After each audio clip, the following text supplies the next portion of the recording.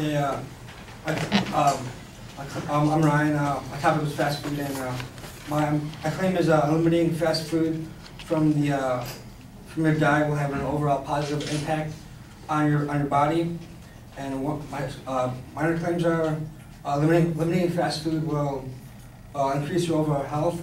And the second one is it'll improve your overall body image.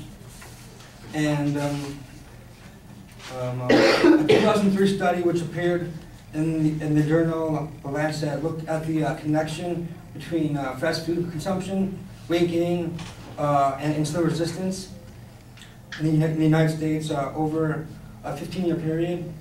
Researchers conducted regular dietary assessments on the group of 3,000 black and white men and women between the ages of 18 and 30. And after adjusting for the lifestyle factors, results showed that the increases in weight were directly related to the frequency of eating fast food.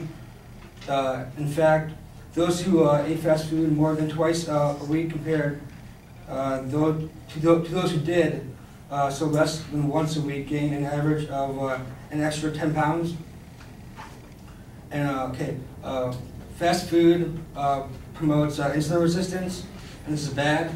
The same study from the last one resulted in the same study looked at insulin resistance and it relates to fast food consumption. The results show that the frequent fast food eaters had an increase in insulin resistance, which was twice that of those who visited fast food places less often. Since insulin resistance frequently leads to type 2 diabetes, this would be a huge factor in heart disease. And insulin is a hormone. It's one of the hormones. It helps regulate the metabolism of fat and carbohydrates. So it plays a big role, in your energy levels and your health. And then another one, fast food damages the brain's ability to regulate weight.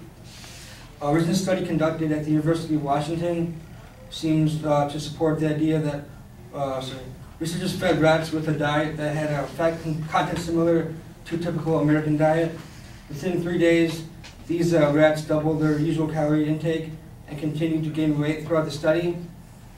However, not only did the diet make them fat, they also developed inflammation in the hypothalamus, the part of the brain which controls body weight. In addition, the rats' brains showed evidence of gliosis and accumulation of cells in their brain which were in response to inflammation. Gliosis reflects brain healing and is seen in cases of strokes and MS. Damage was also seen in the neurons critical to the regulation of weight. By the 8th month of the study, the scientists were able to confirm the actual loss of critical neurons, something they did not see on examining the brains of control rats, which ate standard food. And also, fast food is way higher in fat content, cholesterol, and sodium. The higher sodium, the more risk you're at for high blood pressure, hypertension, and the more fat is in your diet, you're at a higher risk for a heart attack. And the more cholesterol increases your LDL, which is your lousy lipoprotein, and you're at a higher risk of heart disease then. And for the overall body image, eliminating fast food will improve your overall body image. If you eliminate fast food, you'll have less calories in your diet, which will make you slimmer and it'll make your waistline thinner, so you have more confidence in yourself. And if you eliminate fast food, then they'll have less sodium in your diet, and sodium makes you bloat and hold more water. So if you hold less water, you'll probably feel better and overall you'll look better. And also, fast food contains a huge amount of vegetable oils and other oils they just put in there. And these oils they're harder to process, So they overwhelm the liver and the kidneys, so the oil gets deposited in your skin and making your skin more oily and gross looking, so you won't look as good if you eat fast food. So overall, it'll just give you a better body image. And yep. So overall, if you eliminate fast food through your diet, you will have overall better health, and you'll feel better about yourself and your body image. That's it.